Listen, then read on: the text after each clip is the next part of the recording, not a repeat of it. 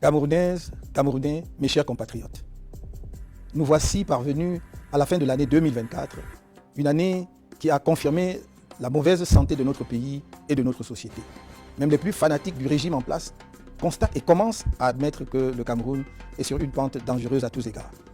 Chacun de nous le ressent sur lui-même, dans sa vie quotidienne et par rapport aux perspectives d'avenir du pays. Contrairement à l'habitude, je ne vais donc pas faire un bilan récapitulatif des échecs du pouvoir en place au cours de l'année 2024. Il me suffit de relever que la situation sécuritaire de notre pays ne s'est pas améliorée de façon significative. Le conflit armé dans les régions du nord-ouest et du sud-ouest étant toujours non résolu et les attaques meurtrières de la secte criminelle Boko Haram ayant repris de plus belle. Que nos performances économiques sont loin derrière celles de pays de niveau comparable en Afrique, cependant que notre endettement public ne cesse de s'aggraver et a des taux d'intérêt quasi usuraires pour des investissements invisibles ou inachevés à date, mettant ainsi un lourd fardeau sur les épaules de nos enfants qui devront payer pour notre légèreté et nos malversations. Que la situation scolaire est catastrophique et sur le plan social en particulier avec une hausse continue des prix des denrées de première nécessité qui rend le coût de la vie insupportable pour nos populations, en particulier les plus pauvres et les plus vulnérables. Que l'augmentation successive des prix des carburants, sous le prétexte mensonger de la suppression des subventions de l'État, contribue à la cherté de la vie, alors que notre pays est un producteur de pétrole, si modeste soit-il. L'état catastrophique des infrastructures routières, notamment les pénuries chroniques d'eau potable et les coupures intempestives de l'électricité, qui détruisent les outils de production des entreprises, compliquent la vie des ménages et empêchent naturellement l'industrialisation du pays. Bref, le septennat volé qui s'achève en 2025 aura été véritablement un gâchis pour notre pays.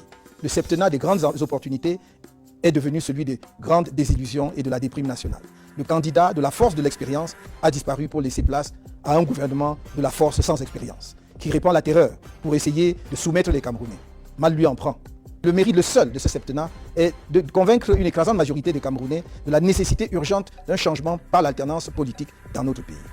Par conséquent, je vais focaliser mon propos sur ce qui nous attend en 2025 et faire une esquisse de ce que nous pourrons faire ensemble dans les mois et les années à venir pour redresser l'économie, la situation sociale et culturelle de notre pays et assurer le rayonnement international du Cameroun.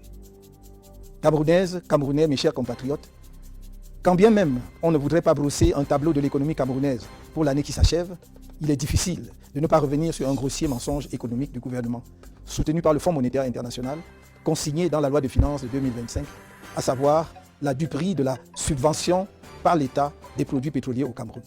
Une subvention est une aide financière se traduisant par une prise en charge d'une partie du prix de revient d'un produit par l'État. L'examen de la structure des prix des carburants à la pompe ne laisse percevoir aucune trace de subvention. Le pouvoir en place et le FMI mentent donc de manière éhontée au peuple camerounais. Le rapport mensuel le plus récent de la Caisse de stabilisation des prix des hydrocarbures indique qu'en ce mois de décembre 2024, le prix de revient d'un litre de super au port de Douala est de 369 francs CFA. Le consommateur final l'obtient à la pompe à Douala et à Yaoundé au prix de 840 francs CFA, soit plus du double du prix de revient, sachant que ce prix à la pompe est encore plus cher dans toutes les autres localités du pays avec les frais de transport. Toute subvention de l'État aurait conduit à un prix inférieur à 369 francs CFA. Mais non seulement le consommateur final paie l'entièreté du prix de revient, il paie en plus un supplément de 471 francs CFA, représentant le transport jusqu'au point de livraison et divers prélèvements de l'État. Quelle est donc la partie du prix de ce produit supporté par l'État pour qu'on parle de subvention? Je souligne que même le prix de 369 francs au port de Douala est dû à la kyrielle d'intermédiaires et de spéculateurs dans l'acquisition des produits pétroliers au Cameroun, ainsi qu'à un circuit de distribution rallongé par une série d'autres intermédiaires. Or, la Société camerounaise des dépôts pétroliers aurait pu assurer à elle seule la récupération, le stockage et la distribution de ces produits. Cet allongement du circuit de distribution assure de solides subsides à certains responsables de l'État qui l'organisent et dont on serait fondé à croire qu'ils les partagent avec le FMI devenu caution d'une subvention imaginaire. Je rappelle que le Nigeria voisin, qui a supprimé les subventions sur les carburants, se retrouve en décembre 2024 avec un prix à la pompe de 0,751 $ des États-Unis, soit environ 470 francs CFA le litre, suite à une hausse des prix de 15% sur son marché. La Libye, qui subventionne les produits pétroliers, pratique un prix de 0,031 $ des États-Unis, soit 19,36 francs CFA le litre de super sur la même période. On comprend dès lors que toutes les demandes du MRC pour un échange devant permettre d'expliquer la subvention dont parle le gouvernement du Cameroun et le FMI soient restées lettres mortes. nous nous engageons à ramener le prix du litre de super autour de 480 francs CFA à prix constant sur le marché international dès que nous serons en capacité de gérer les affaires du pays.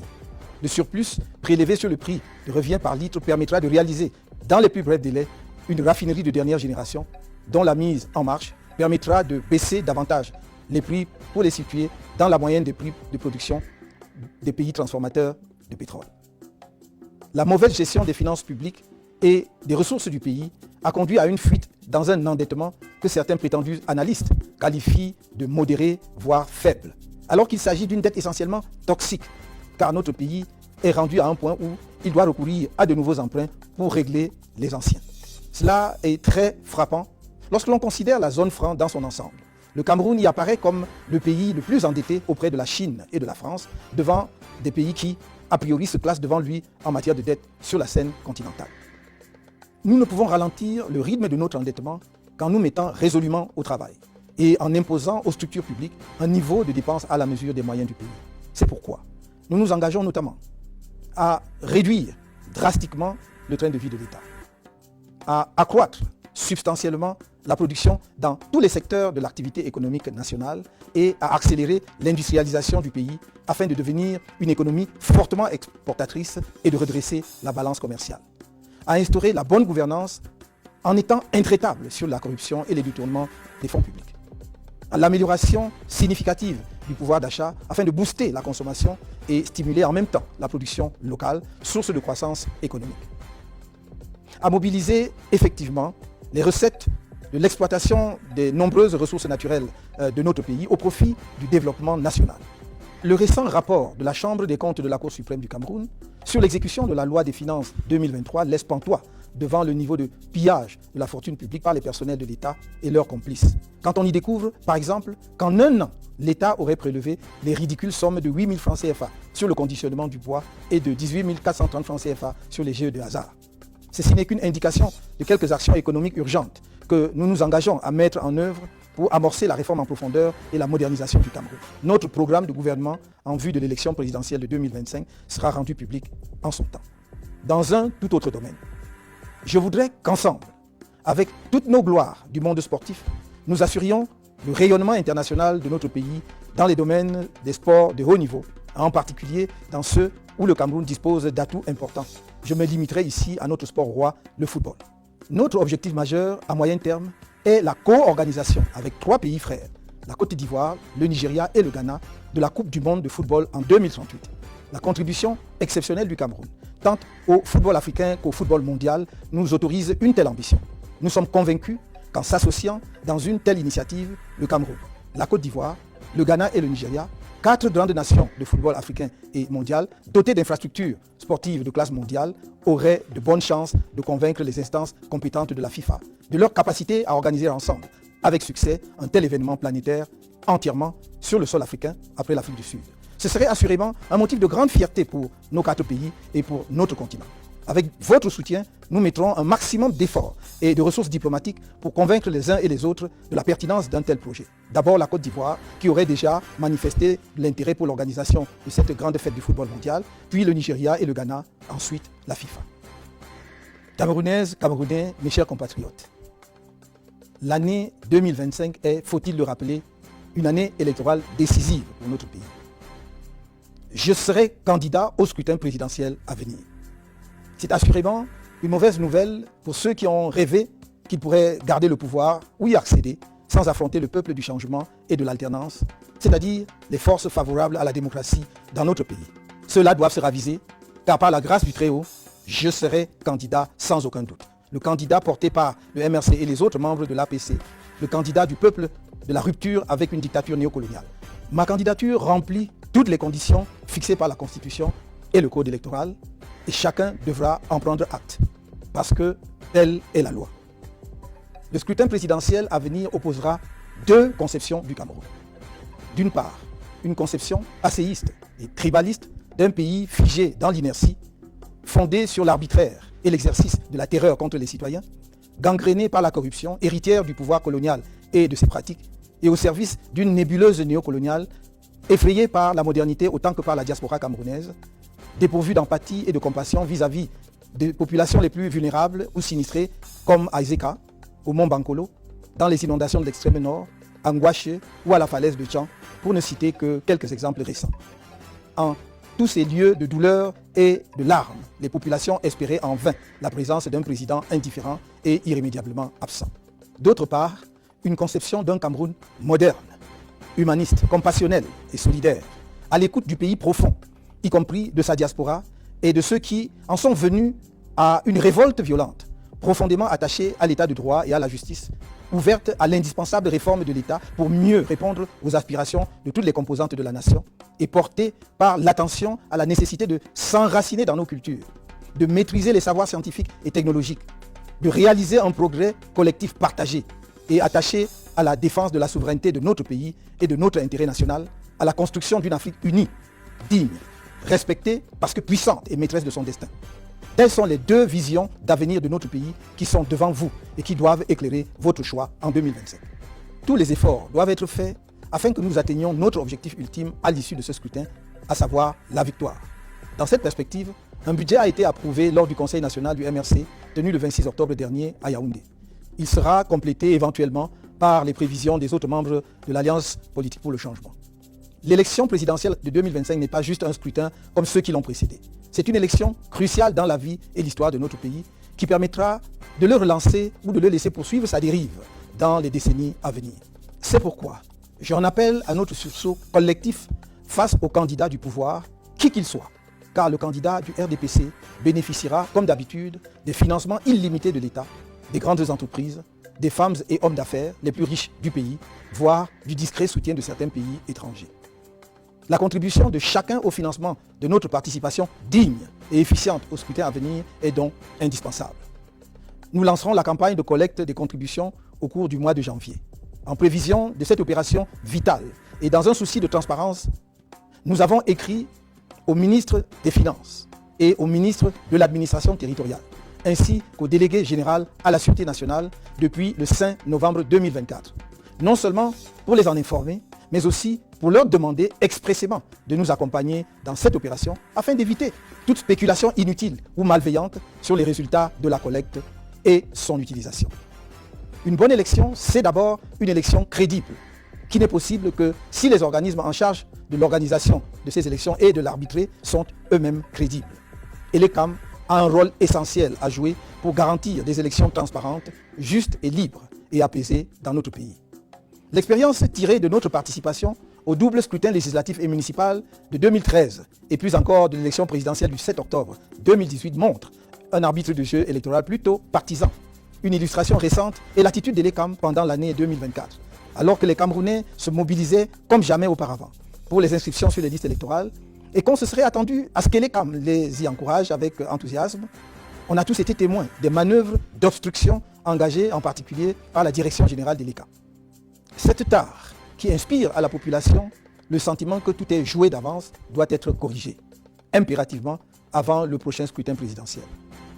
C'est l'occasion de rappeler une fois de plus que l'article 80 du Code électoral dispose, je cite, qu'à l'issue des opérations de révision et au vu des documents et données communiqués par les démembrements régionaux d'Élections Cameroun, le directeur général des élections établit et rend public la liste électorale nationale au plus tard le 30 décembre. Fin de citation. Nous sommes aujourd'hui le 31 décembre 2024. Dans quelques heures, nous serons en 2025 et la liste électorale nationale n'est toujours pas rendue publique.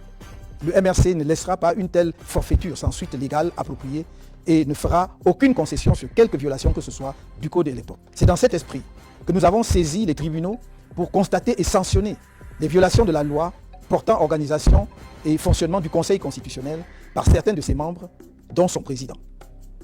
En ce qui concerne le comportement de l'ECAM et de certains acteurs techniques du processus électoral, je constate que l'ECAM a toujours du mal à appréhender son rôle d'origine, c'est-à-dire d'organe neutre, garant d'élections libres, transparentes et apaisées au Cameroun. Et l'ECAM doit se souvenir de l'histoire électorale dans notre pays et surtout pourquoi et comment on en est venu à sa création. Si les membres de cet organisme pensent seulement au décret de leur nomination et oublient leur indépendance, leur responsabilité et leur devoir impérieux vis-à-vis de la nation, ils feront courir à notre pays de graves périls engendrées par des crises électorales inutiles. S'agissant des partenaires techniques de l'ECAM, l'Allemagne qui a souffert gravement dans son histoire des dérives totalitaires d'un régime politique et qui surmonta admirablement cette épreuve est bien placée pour comprendre la frustration du peuple camerounais face au comportement inacceptable de certaines sociétés allemandes qui accompagnent l'organe électoral camerounais. Ces sociétés s'étaient engagées à mettre en place une biométrie électorale au Cameroun depuis plus de 10 ans et depuis lors se sont transformées en agents techniques de la fraude électorale qui permet à un candidat battu aux élections successives de se perpétuer au pouvoir dans notre pays. Cette situation inadmissible ne saurait continuer sans aucune conséquence légale. C'est l'occasion pour moi d'interpeller tous les partenaires du Cameroun et notamment ceux qui assistent financièrement à l'ECAM. Est-il cohérent de financer un programme avec des objectifs affichés de promotion de la démocratie et d'assister sans rien dire aux pratiques antidémocratiques avérées et récurrentes de l'ECAM? Mes chers compatriotes, je sais que mieux que les autres Camerounais, vous, responsables et éléments des forces de défense et de sécurité, et vous, autorités administratives à tous les niveaux, savez que notre pays entre dans une zone extrêmement sensible et volatile. La seule manière d'éviter une inflammation de notre pays, redoutée par tant d'observateurs, c'est de laisser les Camerounais s'exprimer librement dans les urnes et de respecter scrupuleusement leur choix. Vous devez vous assurer, chacun de vos corps en ce qui le concerne, que l'élection présidentielle aura lieu dans la transparence totale et dans la paix. Ce sera votre honneur, celui de l'ECAM et du Conseil constitutionnel et par conséquent de notre pays, que pour une première fois dans notre histoire, le prochain président de la République soit le véritable vainqueur dans les urnes et reçoive les félicitations de ses adversaires. Dans cette perspective, votre mission cardinale en cette année électorale si particulière devra être de protéger la loi et non pas un homme ou une femme, un clan ou un parti politique. Votre responsabilité est particulièrement grande. Elle le sera encore plus après la proclamation des résultats du scrutin. Nul ne doit se sentir menacé par le changement à travers l'alternance démocratique que les populations de nos 10 régions, celles des villes comme celles des villages, appellent de leurs vœux. Nul ne doit en avoir peur, car nous aurions là une occasion exceptionnelle de réconcilier et de rassembler, de penser les mémoires plurielles blessées et de remettre notre pays sur les rails. Que chacun à sa place joue pleinement son rôle tel que défini par la loi et notre peuple donnera, comme d'autres peuples avant lui, une belle leçon de courage et de maturité politique et démocratique.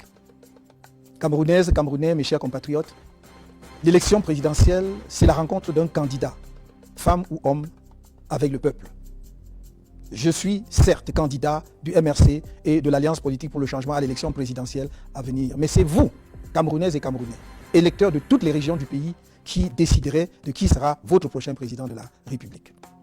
Depuis mon entrée en politique, avec le lancement du MRC en 2012, vous avez été témoin des multiples campagnes de diabolisation contre ma personne, orchestrées tant ici même au Cameroun que dans les médias internationaux par le pouvoir en place. Malgré ces campagnes montées sur de grossiers mensonges, avec en toile de fond un tribalisme nauséabond, indigne d'un peuple camerounais par ailleurs admiré et respecté, personne, même pas le pouvoir qui détient tous les leviers pour enquêter sur les citoyens, ne vous a jamais produit la moindre preuve des multiples accusations portées contre moi. Je suis dans la vie publique depuis plusieurs années. La plupart d'entre vous me connaissent un temps soit peu. Chacun de vous a eu le temps de m'observer et de pouvoir se faire une opinion factuelle de mon attachement sincère aux Camerounais de toutes les origines et de toutes les religions, ainsi que de mon engagement patriotique indéfectible pour notre cher pays. Jugez chaque personnalité publique par vous-même, sur la base de ses actes et non pas sur ce qu'on vous fait croire qu'elle est. C'est la seule façon d'échapper à la manipulation, la propagande, le mensonge et d'éviter les regrets après coup qui arrivent toujours trop tard. Dans cet esprit, je lance une fois de plus, comme je n'ai cessé de le faire solennellement, au moins depuis la convention du MRC de 2017, un appel en direction de mes compatriotes du RDPC, habités par le désir du changement et le sauvetage de notre pays. Je leur redis que mes bras leur restent largement ouverts. Ma conviction profonde est qu'on ne peut pas nourrir l'ambition de construire un pays en excluant du chantier national certaines de ses filles et de ses fils pour leurs choix politiques passés. Je sais qu'il y a dans les rangs du RDPC des femmes et des hommes de qualité qui, malheureusement, n'ont jamais pu exprimer la plénitude de leur talent. J'aurai besoin d'eux pour sortir notre pays de la misère structurelle où il a été plongé, du fait des mauvais choix politiques faits au sommet de l'État depuis 42 ans. J'ai besoin de toutes les énergies pour remettre le Cameroun au travail, dans l'ordre et la discipline, afin de réaliser le progrès partagé de toutes les populations et son rayonnement international. Dans le même élan, je m'engage dans le cadre d'une réconciliation nationale nourrie par notre histoire politique profonde, où nos grands héros nationalistes, dont Ruben Oumniobé, Roland Félix Moumié, Ernest Ouandié, Abel Kingé, Castor Osende Afana, Ndetou Massa, Marthe et Kemeyon Moumié, pour n'en citer que quelques-uns, seront effectivement réhabilités et célébrés à la mesure de leur sacrifice pour notre nation, et où sera organisé le retour des restes du premier président de la République, Amadou Ahidjo, dans son pays natal. Je ne saurais terminer ce message sans dire à mes compatriotes du Nord-Ouest et du Sud-Ouest qu'avec leur soutien en 2025, une fois accédé à la tête de l'État, une de mes premières décisions sera de libérer tous les prisonniers politiques anglophones, de permettre aux exilés anglophones de revenir au pays et de convoquer un vrai dialogue national inclusif sur la question anglophone. Tous les sujets politiques relatifs au règlement de cette question, dans le respect de nos héritages culturels respectifs, seront abordés sans tabou, y compris l'instauration dans notre pays du fédéralisme. À ce dialogue national inclusif seront conviées toutes les parties prenantes à la guerre civile inutile qui a ravagé ces régions, y compris les différents mouvements armés. Je veux arrêter cette sale guerre que certains ont imposée à notre pays depuis 8 ans maintenant. Nous pouvons l'arrêter. Nous devons ensemble l'arrêter pour enfin envisager sereinement la reconstruction des régions concernées et l'ensemble de notre pays. De même, je puis assurer mes compatriotes des régions de l'extrême nord, du nord et de la Damoa, qui ont tant donné au pouvoir en place, mais qui sont abandonnés sans état d'âme, à une misère choquante et à la merci de l'insécurité, de notre engagement à prendre toutes les mesures nécessaires pour le relèvement économique et social des 3 régions concernées et à mettre à la disposition de l'armée camerounaise tous les moyens conséquents pour sécuriser nos frontières orientales afin d'endiguer les attaques terroristes de la secte Boko Haram qui perturbent leur quotidien depuis plus de 10 ans.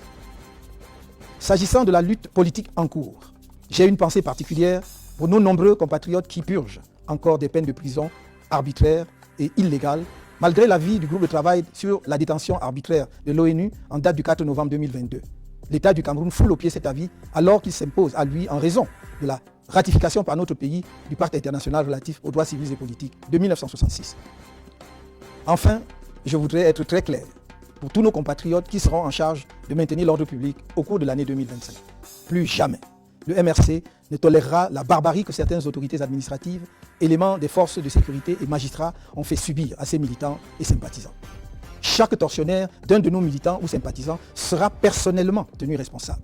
Il sera poursuivi jusqu'à la fin de ses jours.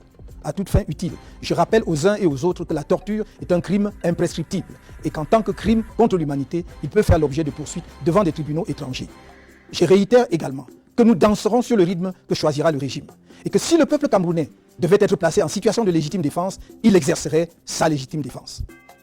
Mes chers compatriotes, le soutien que je sollicite de vous passe par une inscription massive sur les listes électorales de l'ECAM dès le 2 janvier 2025. Pour ceux et celles qui ne sont pas encore inscrits, la campagne d'inscription qui s'ouvre le 2 janvier sera la dernière avant le scrutin présidentiel que nous attendons tous. Mesdames et messieurs, les acteurs politiques et de la société civile, étudiants, universitaires, intellectuels, femmes et hommes des arts, leaders religieux de tous bords, autorités traditionnelles, nous avons rendez-vous avec l'histoire dans quelques mois, à un moment où notre pays, le Cameroun, est à la croisée des chemins. Nous n'avons pas le droit de manquer ce rendez-vous. Nos désaccords et autres petites querelles habituelles doivent être tus devant l'enjeu politique qui se joue autour du scrutin présidentiel à venir. C'est pourquoi j'appelle à un grand rassemblement pour un sursaut national en 2025, par les urnes et dans la paix. N'ayez pas peur. Je le répète, n'ayez pas peur.